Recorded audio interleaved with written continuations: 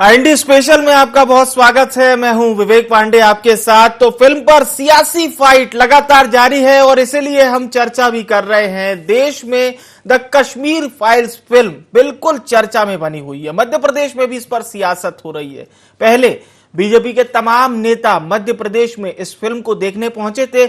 स्वयं मुख्यमंत्री शिवराज सिंह चौहान अपने कैबिनेट के सदस्यों विधायकों के साथ इस पिक्चर को देखने पहुंचे थे। उसके बाद से ही बयानबाजियां लगातार जारी थी इस पिक्चर पर। बीजेपी का जहां कहना है कि कांग्रेस के समय घटित हुए उस दर्द को जनता के सामने नहीं लाया गया, तो कांग्रेस भी डेटा और फैक्ट बताकर इस बात को दोहरा रही है कि उस समय वीपी सिंह की सरकार थी केंद्र में, जिसको भाजपा का समर्थन था।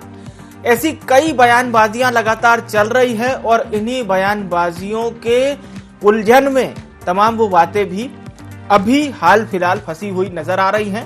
हम आपको मध्य प्रदेश के दो बड़े नेताओं की इस प्रमुख विषय पर बात सुनाते हैं। कांग्रेस और बीजेपी दोनों को एक बार पहले सुन लेते हैं।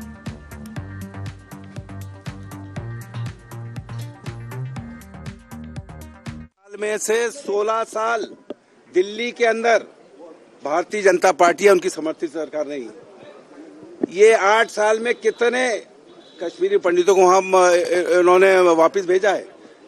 मनमोहन जी की सरकार ने 4,500 मकान बना के दिए जम्मू में और सब कुछ किया। इनने क्या किया?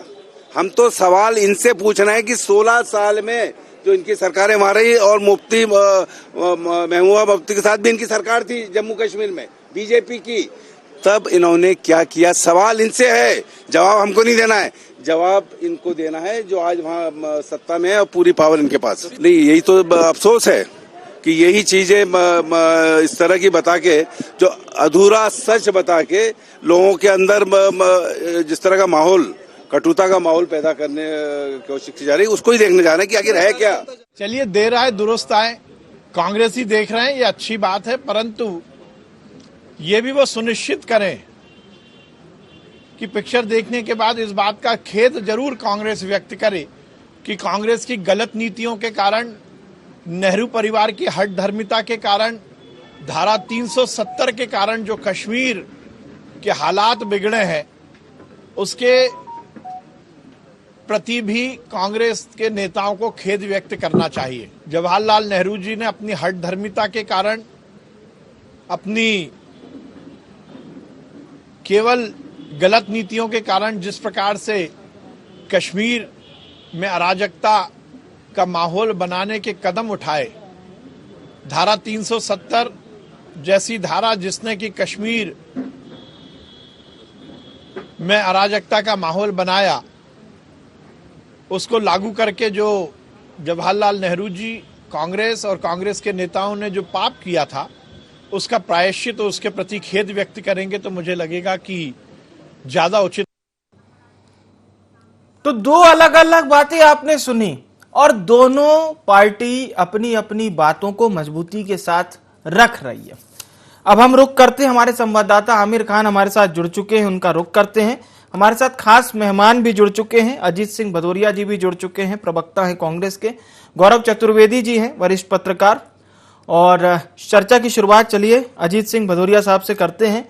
भदौरिया साहब, जो सवाल खड़े कर रहे हैं विश्वास सारंग, शिवराज सरकार में कैबिनेट मंत्री, उनका यह कहना है कि इसके लिए भी नेहरू जी की नीतियां जिम्मेदार हैं। देखिए विवेक जी, सबसे बड़ा तो दुर्भाग्य हमारे लोकतंत्र और प्रदेश का ये है।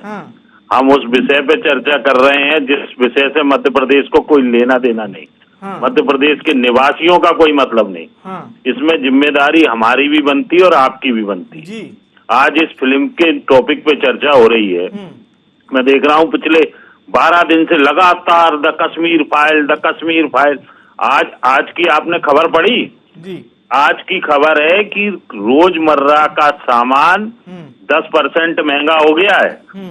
मध्य प्रदेश के अंदर 6 महीने में 9.30% और 2 साल में 44.97% महंगाई बढ़ चुकी है। IIT की फीस 1 लाख रुपए बढ़ चुकी है। ये स्थितियां आज प्रदेश में और देश में निर्मित हैं। हाँ। और हम बात कर रहे हैं द कश्मीर फाइल की। हाँ। जो सरकार में है, हाँ। ये विश्वास सारंग बात कर रहे हैं कश्मीर फाइल पे, अपना हम नेहरू जी को जिम्मेदार ठहरा रहे हैं। जी। ये अपने जिस विभाग की इनको जिम्मेदारी दी है, उस विभाग को इन्होंने निभाया क्या जिम्मेदारी? हाँ। उस आपके हमीदिया हॉस्पिटल में राजधानी के बच्चे मर जाते हैं ऑक्सीजन की कमी से, कोविड से सैकड़ों लोग मर जाते हैं। सबसे ज्यादा नकारा अगर चिकित्सा शिक्षा मंत्री में कोई होगा तो विश्वास सारंग होगा। आप नेहरू जी को जिम्मेदार हर चीज पे करके, जो जिम्मेदारी आपको दी है जनता ने और सरकार ने, उसको निभाओ। आप उसको तो निभा नहीं रहे हो। आप नेहरू जी नेहरू जी नेहरू जी, अरे क्या नेहरू जी कर रहे, क्या मिलेगा द कश्मीर फाइल पे चर्चा करके? पर ठीक है, आपने सही बात कही। मैं फिर से आपके पास लौटूंगा भदौरिया साहब। गौरव चतुर्वेदी जी हमारे साथ जुड़ चुके हैं। गौरव जी का बहुत स्वागत है। गौरव सर, एक महत्वपूर्ण सवाल ये कि जो बात अजीत जी भी कह रहे हों या देश में दो ओर से जो बात आ रही है, एक पक्ष वो है जो कह रहा है हर देशवासी को ये पिक्चर देखनी चाहिए, एक वर्ग वो है जो ये कह रहा है कि इस फिल्म पर बैन लगना चाहिए। जी देखिए, अगर पिक्चर को पिक्चर के नजरिए से देखा जाएगा तो कोई बुराई नहीं है, लेकिन अगर पिक्चर के बहाने जी इतिहास के तथ्यों को गलत तरीके से रखा जाएगा जी तो ये सिर्फ सिने जगत के लिए नहीं, राजनीति के लिए नहीं, समाज और देश के लिए भी दुखदाई और घृणित कार्य माना जाएगा। मैंने अभी तक इस पिक्चर को नहीं देखा है क्योंकि ये मेरी व्यक्तिगत स्वतंत्रता है कि मैं पिक्चर देखूं या ना देखूं। बिल्कुल सही। लेकिन जिस तरीके का वातावरण पूरे देश में दोनों पार्टियों द्वारा, दोनों राजनीतिक दलों द्वारा बनाया जा रहा है, हाँ। वो बहुत ही निंदनीय और घृणित है। अगर उस पिक्चर में कोई तथ्य है तो जनता को फैसला करने दे, कोई दिक्कत की बात नहीं है। लेकिन अगर पिक्चर में एक पक्षी तरीके से पिक्चर को पिक्चराइज किया गया है तो यह भी गलत है। और सेंसर बोर्ड को इस ओर ध्यान देना चाहिए कि अगर जो तथ्य छूट गए हैं उन तथ्यों को शामिल कराए और उसके बाद इस पिक्चर को रिलीज करवाए। जी बिल्कुल सही बात कही आपने। अब हम धैर्यवर्धन शर्मा जी का रुख करते हैं। बीजेपी नेता हैं, वो भी हमारे साथ जुड़ चुके हैं। शर्मा जी का स्वागत है ND24 में। धैर्यवर्धन शर्मा जी, अजीत सिंह भदौरिया जी भी हमारे साथ जुड़े हुए हैं, मध्य प्रदेश कांग्रेस के प्रवक्ता हैं। अजीत जी ये कह रहे हैं कि बीजेपी इस मसले को इसलिए उठा रही है, और अगर आप कांग्रेस से भी सवाल जवाब करें तो कांग्रेस का ये कहना है कि उस दौरान बीजेपी की समर्थित सरकार केंद्र में थी, तब सवाल क्यों नहीं खड़े किए, अब सवाल खड़े कर रहे हैं। धैर्यवर्धन जी हमारे साथ जुड़े हुए हैं।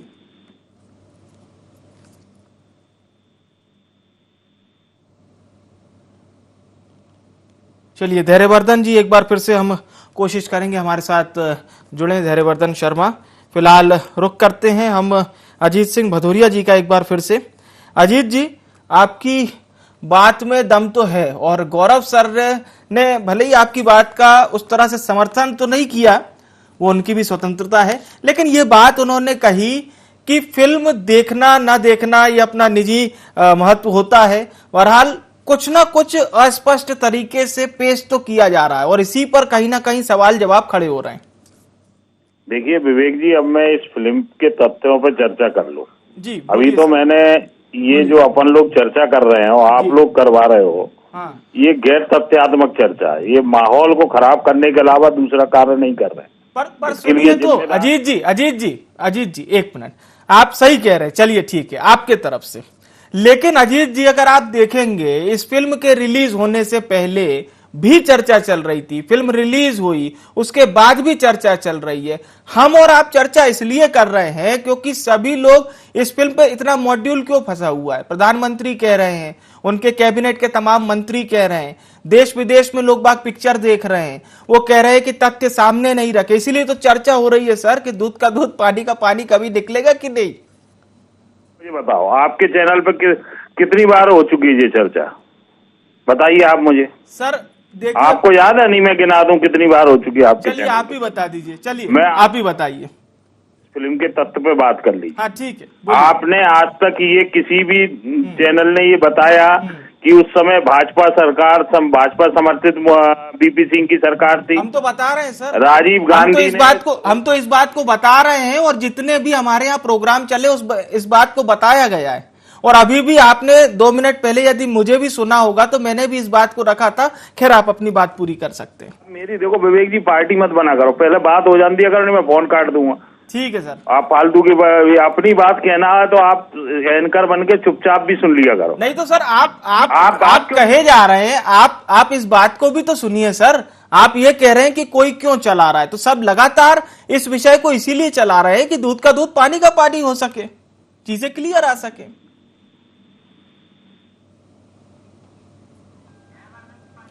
चलिए, तो ये बात समझने की जरूरत है, क्योंकि सवाल और जवाब है। अगर हम इस बात को केवल इतने तक ही सीमित रखेंगे कि विषय को क्यों दिखाया जा रहा है, तो देखिए साहब, विषय बहुत सारे दिखाए जाते हैं। हर विषय का अपना अपना महत्व होता है। समय दर समय अलग अलग विषय दिखाए जाते हैं। चलिए, अजीत जी बाकायदा उन्होंने अपनी बात रखी। धैर्यवर्धन जी हमारे साथ जुड़ चुके हैं, नेता हैं भारतीय जनता पार्टी के। धैर्यवर्धन जी, आपकी पार्टी ने सवाल खड़े किए। प्रधानमंत्री नरेंद्र मोदी जी जब संसदीय बोर्ड की बड़ी मीटिंग में पहुंचे थे, उन्होंने कहा था कि देश के सामने सच नहीं लाया गया, देशवासियों को इस पिक्चर को देखना चाहिए। लेकिन दूसरी ओर कांग्रेस इस बात को मानती है कि उस दौरान इस सच को सामने क्यों नहीं लाया गया जब वीपी सिंह की सरकार थी। कांग्रेस इस बात को भी कह रही है कि वीपी सिंह को आपकी पार्टी का समर्थन था। देखिए, लगभग 70,000 हिंदू परिवारों का पलायन हुआ कश्मीर से जी, और कांग्रेस के लोग कहते हैं कि इस पर चर्चा न की जाए। एक परिवार में माता पिता, बूढ़े बुजुर्ग, दादी, बेटा, बहू, बच्चे, 5-7 लोग तो कम से कम होते हैं। हाँ। कितने लाख हिंदुओं को अपनी जमीन से, अपनी जायदाद से, अपनी संस्कृति से, अपने घर परिवार से नाता तोड़कर टेंटों में गुजर बसर करने के लिए, हाँ। आधा पेट भर के जीवन यापन करने के लिए, रूखा सूखा खाने के लिए विवश होना पड़ा, और लोग चाहते हैं कि चर्चा न की जाए। जी। उसी कश्मीर की गलत पॉलिसी के कारण से वहां पर जो दलित समाज के लोग थे वो पूरी जिंदगी भर झाड़ू लगाते रहे, शौच और मल को साफ करते रहे, उनको सरकारी नौकरी का प्रावधान नहीं था जी। और कांग्रेस चाहती कि इस पर चर्चा न की जाए। हाँ। पर सर, कांग्रेस ये कह रही है। जी धैर्यवर्धन जी, आप जवाब दीजिएगा। मैं अपनी बात पूरी कर लूं, फिर आप प्रतिप्रश्न कर दीजिए। पहले आप बोलिए। आप कल्पना करिए, एक आतंकवादी सरेआम टेलीविजन पर कहता है कि मैंने 20 से ज्यादा हिंदुओं का कत्ल किया है, और जम्मू कश्मीर की राज्य प्रशासनिक सेवा की एक अधिकारी महिला उससे विवाह करती है। ये गजवाए हिंद नहीं है तो क्या है? जेकेएलएफ और हुर्रियत के तमाम सारे आतंकवादियों को कांग्रेस के नेता, कांग्रेस सरकार के प्रधानमंत्री मनमोहन सिंह प्रधानमंत्री आवास पर चाय नाश्ता कराते, उनके साथ जलवैया करते। ये कांग्रेस का पाप नहीं है? या इस पर चर्चा नहीं होनी चाहिए? मैं आपसे पूछना चाहता हूं जी, इन्होंने कश्मीर की आवाज जम्मू से नीचे न निकल पाए, उसका पूरा पूरा पूरा पूरा प्लान किया कि शेष भारत के लोगों को पता नहीं लगना चाहिए कि कश्मीर में क्या हो रहा है। और भारतीय जनता पार्टी तो फक्र से कहती है, हमने कईयों बार 3-3, 4-4 बार गिरफ्तारियां दी हैं। हमारे नेता डॉक्टर मुरली मनोहर जोशी लाल चौक में झंडा यात्रा लेकर के वह तिरंगा झंडा को फहराने के लिए पूरे हिंदुस्तान से यात्रा निकाल करके गए। चाहे संघ के तमाम सारे संगठन है, विद्यार्थी परिषद वगैरह, वहां उन्होंने विद्यार्थियों ने जाकर के वहां के हिंदू भाइयों को भरोसा दिलाया कि आप में और शेष भारत के हिंदुओं में कोई अंतर नहीं है। कांग्रेस के लोगों को इस पर अनावश्यक बखेड़ा खड़ा करना नहीं चाहिए। ये गजवाए हिंद, गली गली में इस्लाम कैसे फैले, एक एक हिंदू का कत्लेआम कैसा हो, उसकी प्रयोगशाला थी कश्मीर। इसलिए इस पर चर्चा जरूर होनी चाहिए।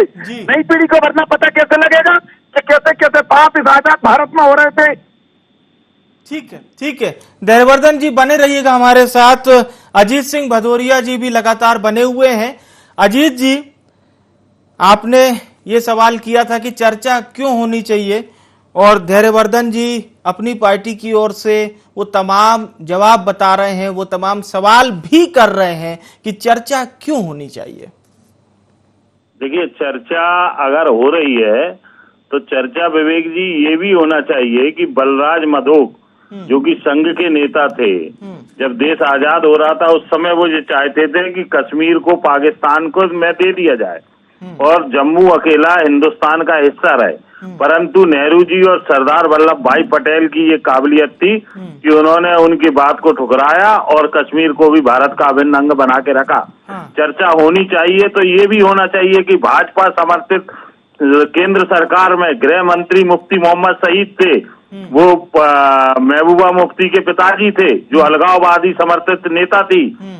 उसकी बच्ची का अपहरण होता है, आतंकवादियों को छोड़ा जाता है। भारतीय जनता पार्टी की सरकार में, अटल बिहारी की सरकार में विदेश मंत्री कंधार जाके आतंकवादियों को सरकारी दामाद की तरह छोड़ा जाता है। भारतीय जनता पार्टी की सरकार में देश की आन बान शान लाल किला जहाँ से तिरंगा फहराया जाता है उस पर हमला होता है। देश के दिल संसद पर हमला होता है भारतीय जनता पार्टी की सरकार में। इनके प्रधानमंत्री अटल बिहारी वाजपेयी बस यात्रा लेके, शांति बस यात्रा लेके, जो कि कांग्रेस सरकार ने पाकिस्तान से पूरे संबंध खत्म कर दिए थे, वो लेके पाकिस्तान की गलवैयां करने जाते हैं। नरेंद्र मोदी को जब अपनी जान का भय सताता है तब वो नवाज शरीफ के बिना बुलाए बिरयानी खाने चले जाते हैं। ये इन लोगों का दोहरा चरित्र है। ये दोहरा चरित्र क्यों? महबूबा मुफ्ती के साथ मिलके इन्होंने भारतीय जनता पार्टी ने सरकार बनाई, अलगाववादी लोगों को बढ़ावा दिलवाया। आतंकवाद को पनपाने वाली भारतीय जनता पार्टी की सरकार है। और आज नरेंद्र मोदी ने क्या किया है? सिवाय भ्रम, भटकाव और विघटन करने के अलावा दूसरा काम नहीं कर रहे नरेंद्र मोदी की सरकार। आज आप देखिए, मैंने कहा महंगाई आज 39% 2 साल में मध्य प्रदेश के लोगों को महंगाई झेलना पड़ रही। महंगाई बढ़ चुकी है। पेट्रोल डीजल के दाम थोक में 25 रुपए पर लीटर बढ़ चुके हैं। ये स्थिति हो चुकी है इस देश की। और सिर्फ ये कश्मीर फाइल्स फिल्मों के नाम पर ये भटकाव की राजनीति कर रही है। IIT की फीस 1-1 लाख रुपए बढ़ चुकी है। ये स्थिति है इस देश की। आज इस देश में जो विघटन स्थितियां पैदा होने जा रही हैं, आगे आने वाले इस देश की, ईश्वर ना करे कि अगर नरेंद्र मोदी जैसे लोगों को इस देश की सत्ता से अगर जल्दी से नहीं हटाया गया और इसी तरीके से हिप्नोटिज्म की राजनीति होती रही तो इस देश के हालात भी पाकिस्तान और अफगानिस्तान जैसे हो जाएंगे। ये मैं आज आपसे ऑन रिकॉर्ड कह रहा हूँ। चलिए ठीक है, बड़ी बात कही आपने। एक अंतिम प्रतिक्रिया के लिए आपका रुख करूंगा सर मैं। एक बार फिर से गौरव जी का रुख करते हैं और अजीत जी के तमाम सवालों पर शर्मा जी से भी हम जवाब लेंगे। गौरव सर, क्या जो बात अजीत जी कह रहे हैं, एक बात तो वो है, अजीत जी का ये कहना है कि मुद्दों से भटकाने के लिए ये तमाम चीजें हो रही हैं और उन्होंने फैक्ट भी बताए। दूसरी ओर अगर हम धैर्यवर्धन जी को सुनते हैं तो धैर्यवर्धन जी का ये कहना है कि उस दौरान कश्मीर से बात आगे तक नहीं पहुंच पाई, इसको रोकने के प्रयास किए गए। इन दोनों को अगर हम तुलनात्मक देखें तो सर क्या कुछ निष्कर्ष निकल सकता है? हालांकि ये कठिन बात है, निष्कर्ष इतना जल्दी नहीं निकल पाएगा, लेकिन फिर भी आप इसे किस तरह से देखते हैं? जी देखिए, अजीत जी जो बात कह रहे हैं कि इस मुद्दे के बहाने, इस फिल्म के बहाने कई मुद्दों को दबाया जा रहा है, वो बिल्कुल सही कह रहे हैं। और मैं धैर्यवर्धन जी की बात से भी सहमत हूं कि कश्मीर की वो सारी सच्चाई सामने आना चाहिए जो समय रहते नहीं आ पाई थी। इतिहास है, इतिहास को सामने आना चाहिए और कोई दिक्कत नहीं है। लेकिन इस फिल्म के माध्यम से जिस तरीके का वातावरण बनाए जाने का प्रयास किया जा रहा है वो बहुत ही दुर्भाग्यजनक है। वो चाहे विपक्षी दलों द्वारा बनाया जा रहा हो, वो चाहे सरकार द्वारा बनाया जा रहा हो। जी मेरा इस मामले में सबसे पहला कहना यही है कि इस फिल्म को सेंसर बोर्ड जब पास कर रहा था तो सेंसर बोर्ड ने क्या उन सारे तथ्यों को सामने रखा जो तथ्य इस फिल्म में आना थे? क्या कहीं एक पक्षी भावना के साथ ये फिल्म तो नहीं बना दी गई? ये सेंसर बोर्ड की जवाबदारी थी। लेकिन जिस तरीके से पूरी भारतीय जनता पार्टी और भारतीय जनता पार्टी की सरकारें, खास करके भारतीय जनता पार्टी की सरकारें, इस फिल्म को अपने अपने राज्यों में कर मुक्त करने का जो प्रावधान कर रही है, जिस तरीके से उनके नेता और मंत्री और संवैधानिक पदों पर बैठे हुए लोग अपील कर रहे हैं कि इस फिल्म को देखने जाना चाहिए, नितांत ही गलत है। ये इसलिए कि इस देश की एकता, अखंडता और संप्रभुता भी कुछ मायने रखती है। भले कोई भी घटना घटित हुई हो बरसों पहले, सदियों पहले, उसका सच सामने आना जरूरी है। लेकिन उस सच की आड़ में अगर अशांति फैलाने का कोई काम हो रहा है तो उस पर भी रोक लगना चाहिए। मेरा अंतिम प्रतिक्रिया के तौर पर यही कहना रहेगा। जी जी, एक बार और फिर से हम आपका रुख करेंगे सर। धैर्यवर्धन जी का रुख करते हैं। धैर्यवर्धन जी, अजीत जी का और उनकी पार्टी का ये कहना है, चाहे आप छत्तीसगढ़ के मुख्यमंत्री भूपेश बघेल जी जिन्होंने इस पिक्चर को देखा था, उन्होंने भी कहा था कि इतिहास के साथ छेड़छाड़ की गई है, राजनीतिक दृष्टि से पिक्चर बनाई गई है, तमाम तथ्यों से छेड़छाड़ हुई है। एक आरोप तो ये है, और दूसरा ये भी आरोप लग रहा है आपकी पार्टी के ऊपर और सरकार के ऊपर, वो ये कि इसे इसलिए इतना ज्यादा प्रोजेक्ट किया जा रहा है ताकि मूल मुद्दों से जनता का ध्यान भटके। 70,000 परिवारों पर जो बीती है, क्या वो 2.5 घंटे में दिखाया जा सकता था? मैं कह रहा हूँ कि सब फिर भी मर्यादा से दिखाया गया है। बीती तो ऐसी ऐसी जिसकी चर्चा करने में भी हमारे जीभ कांपने लगे, हमारी आंखों में आंसू आ जाएं। महिलाओं के बक्स काट करके उनकी लाशें पड़ी मिलती थी सड़क किनारे, गांव बस्तियों में, नदियों के किनारे, ये सबको मालूम है। बच्चों को उछाल करके तलवार की नोक पर उनका पेट चीर दिया जाता था कश्मीर में, ये सबको मालूम है। पर पूरे देश के आम नौजवान को, आम आदमी को ये पता ना लगे, ये पाप किया गया। मैं आपको फिर कह रहा हूं कि इसमें कांग्रेस की बात नहीं है, इसमें गौरव चतुर्वेदी साहब की बात नहीं है। बात केवल इतनी सी है कि गजवाए हिंद को लागू करने का एक बड़ा प्रयास किया था कश्मीर की धरती पर अलगाववादियों ने और मुस्लिम चरमपंथियों ने, और उनके पाप को दिखाया है इस फिल्म ने। और फिल्म के माध्यम से देश की इस पीढ़ी में जो उस समय गर्भ में थे, जो नौनिहाल थे, उनको पता ही नहीं था कि 90 के दशक की शुरुआत में कश्मीर में क्या हुआ है। मैं तो इसलिए प्रतिक्रिया दे पा रहा हूं कि मैंने 3 बार खुद गिरफ्तारी दी है वहां जाकर के कश्मीर में। मुझे मालूम है वहां के लोग कैसे झाड़ झाड़ करके उनके आंसू निकलते थे, रोते थे। जब कोई शेष भारत का गैर JNK का व्यक्ति वहां उनसे मिलने पहुंच जाता था तो उनको एक क्षण के लिए लगता था कि हिंदुस्तान में भी कुछ लोग ऐसे हैं जिनको हमारे दर्द से वास्ता है। इसलिए इतिहास के उन सब प्रश्नों पर बिना राजनीतिक भेदभाव के चर्चा होनी चाहिए। ठीक है, ठीक है। अजीत जी से हम जवाब ले लेते हैं, एक अंतिम प्रतिक्रिया। अजीत जी, अभी भी सवाल वही है कि आपने इतिहास को सामने लाया नहीं। विवेक जी, सबसे बड़ा दुर्भाग्य ये होता है कि किसी भी व्यक्ति को अपनी मातृभूमि, जन्मभूमि को छोड़ना पड़े।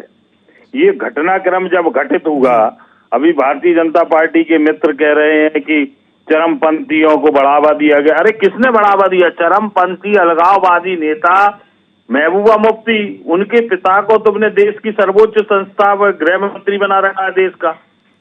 बढ़ावा किसने दिया? भारतीय जनता पार्टी तो समर्थित सरकार ने।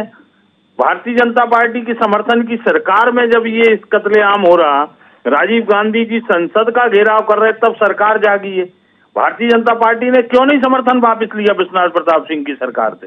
वो लगातार कत्लेआम करवा रहे थे कश्मीरी पंडितों का, भारतीय जनता पार्टी के लोग। इसमें पूरा दोष भारतीय जनता पार्टी की सरकार का है उस समय का। भारतीय जनता पार्टी के नेताओं ने क्यों नहीं उस समय समर्थन वापस लेके केंद्र सरकार को गिरा दिया कि आप क्यों महबूबा मुफ्ती, ये पूरा महबूबा मुफ्ती सबसे बड़ी अलगाववादी नेता कश्मीर की, उसको आपने मुख्यमंत्री बनाया, उसके पिता को आपने गृह मंत्री बनाया, उसकी बेटी जब विमान में अवरत होती आप आतंकियों को छोड़ने जाते हो। तो ये सब नकारापन भारतीय जनता पार्टी के संरक्षण में हुआ, भारतीय जनता पार्टी के लोगों के द्वारा किया गया। भारतीय जनता पार्टी आज कितना भी युवाओं को और दिग्भ्रमित कर ले, पर आने वाला समय विवेक जी, अगर हम इन्हीं मुद्दों पे सरकारें, युवा और सब लोग भारतवासी चुनते रहेंगे, तो मैं आपसे पुनः कह रहा हूं, ये बड़ा दुर्भाग्य है, मुझे कहते हुए बहुत कष्ट हो रहा है। जिस 21वीं सदी की नींव भारत की रखी गई थी, खुशहाल भारत की नींव रखी गई थी और खुशहाल भारत तरक्की की ओर जा रहा था, जहां अमेरिका और चाइना से अपनी तुलना करते थे, आज अब उस भारत को अफगानिस्तान, बांग्लादेश और पाकिस्तान के नाम पे डरा के वोट लिए जा रहे हैं और उसी दिशा में ले जाया जा रहा है। आज हम आर्थिक रूप से गर्त में चले जा रहा है। आज रोजगार पे चर्चा नहीं हो रही, बेरोजगारी पे चर्चा नहीं हो रही। आज इस तरीके की फिल्मों के माध्यम से भटकाव करके हमको बर्बादी की दिशा की ओर ले जाया जा रहा है। विवेक जी, मैं ये कहूंगा कि ये हम पतन के रास्ते पे है। मुझे बेहद कष्ट हो रहा है कि अगर हम लोग नहीं संभले तो हमारी आने वाली पीढ़ी इसका इतना दंश झेलेंगी कि हम और आप अगर रहे और परिणाम देखा तो आप मेरे शब्दों को याद करोगे कि हाँ, कांग्रेस पार्टी के एक प्रवक्ता ने ये शब्द बोले थे उस समय। चलिए, ठीक है सर। आप सभी मेहमानों का बहुत बहुत धन्यवाद हमारे साथ जुड़ने के लिए, चर्चा में शामिल होने के लिए। फिल्म पर सियासी फाइट की हम चर्चा कर रहे थे, गर्माहट ही इतनी ज्यादा है। कांग्रेस के तमाम सवाल हैं, बीजेपी के भी सवाल हैं, बीजेपी के सवाल कांग्रेस से हैं, कांग्रेस के सवाल बीजेपी से हैं, और दोनों ने एक दूसरे पर जो आरोप लगाए हैं, यानी दोनों पार्टियों के नेताओं ने, जब प्रधानमंत्री नरेंद्र मोदी ने इस बात को कहा था कि पिक्चर के सच को सामने न लाया जा सके, इसके लिए कोशिशें हुई, कांग्रेस ने यह जवाब दिया है कि आप फिल्म के बहाने मूल मुद्दों से भटकाकर राजनीति कर रहे हैं, सियासत कर रहे हैं, और इससे जनता में फूट डल रही है, ये कांग्रेस कह रही है। दोनों पक्ष सामने हैं, फिल्म का समर्थन भी हो रहा है, विरोध भी हो रहा है। जो लोग फिल्म देखने जा रहे हैं वो अपने अपने हिसाब से इतिहास को समझ के, पुराने समय को याद करके प्रतिक्रिया दे रहे हैं। फिलहाल ये बदस्तूर जारी रहेगा, इतना जल्दी रुकने वाला नहीं है। IND स्पेशल में इतना ही। मुझे यानी विवेक को दीजिए इजाजत। नमस्कार।